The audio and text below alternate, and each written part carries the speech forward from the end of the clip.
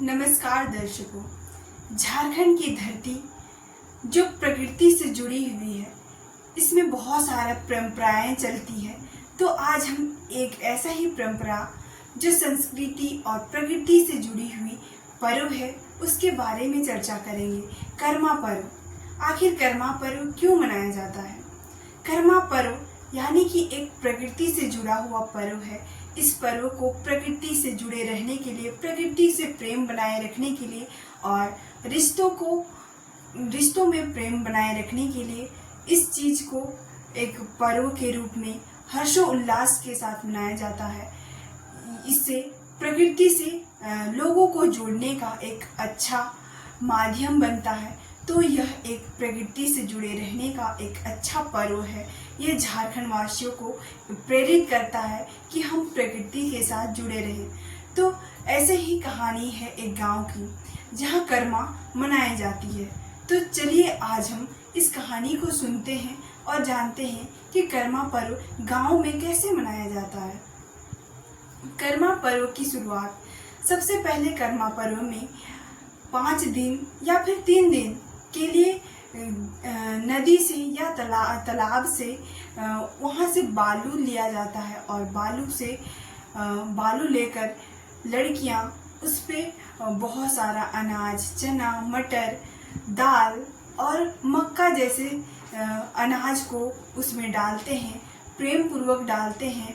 धान के पत्तों को भी लिया जाता है और प्रकृति से जुड़ने के लिए उनसे बहुत सारे अनाज को मिक्स करके उस बालू में डाला जाता है। उस डलिया में डालकर 5 दिन या फिर 3 दिन के लिए उसको रखा जाता है घरों में। और रोज सुबह और शाम, दोपहर 3 टाइम उसको गाना, नृत्य और वादन के साथ उसका अच्छे से उसको रिस्पेक्ट किया जाता है। अच्छे से उसका पालन, उसका ध्यान रखा जाता है कि जो भी अनाज है उस अनाज का अच्छे से ग्रोथ हो, उसके लिए बहुत ही अच्छा से उसको ध्यान दिया जाता है। लड़कियां इसके लिए बहुत सारे चीज़ें करती हैं, जैसे कि लड़कियां करती हैं हल्दी और मांस मछलियाँ, इन सारे चीज़ों को खाना अवॉइड करती है और लगभग 5 या 3 दिनों तक इसका पूरी अच्छी तरह से ध्यान दिया जाता है। ऐसा कहा जाता है कि अगर कर्मा की डाली यानी कि उस डाली का जैसे ही उसको एक रूप दिया जाता है, कर्मा पर्व के आगमन के लिए उसको एक तैयार किया जा रहा होता है, उस वक्त मांस मछली और हल्दी और बहुत सारे ऐसे चीज़ें हैं जो खाना मना होता है। उसको खाने से हमारे डलिया में हमारे जो भी अनाज हम उसको उगने के लिए डालते हैं, वो अनाज में वो बहुत सारे कमियां दिखाई देने लगती है, उसमें बहुत सारा इशू आना शुरू हो जाता है। इसलिए लड़कियां इसमें बहुत सारा नियम फॉलो करती है।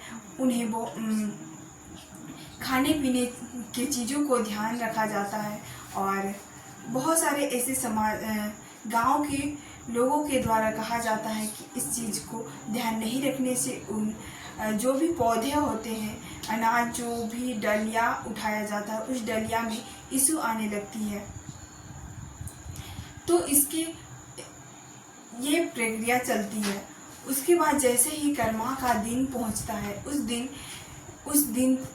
उस दिन गांव के जो लड़कियां और लड़के होते हैं वे मिलकर उपवास करते हैं और जंगलों से एक कर्मा डाल को प्रेम पूर्वक काट कर लाते हैं, अब गायन वादन के साथ और अपने आंगन में लाकर उसको प्रेम पूर्वक गाड़ते हैं और पूरी अच्छे से तैयारी के साथ उसका पूरी रिस्पेक्ट के साथ, आदर सत्कार के साथ उसका पूजा करते हैं, नृत्य गायन करते हैं और रात भर उसकी सेवा करते हैं। और एक कथा भी सुनाई जाती है जो कर्मा और धर्मा से रिलेटेड है।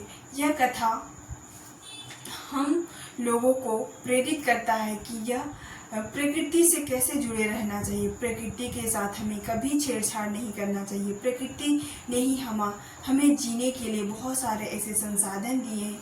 इस सारे चीज़ें की कथा सुनाई जाती है जो काफ़ी लंबी है। इस वीडियो में बहुत लंबी हो जाएगी, इसलिए मैं इसको ऐड करने का प्रयास नहीं कर रही हूँ। अभी हम सरल शब्दों में समझने का प्रयास कर रहे हैं कि गांव में कैसे मनाया जाता है। और इसके बाद एक दिन बाद जब सुबह हो जाता है,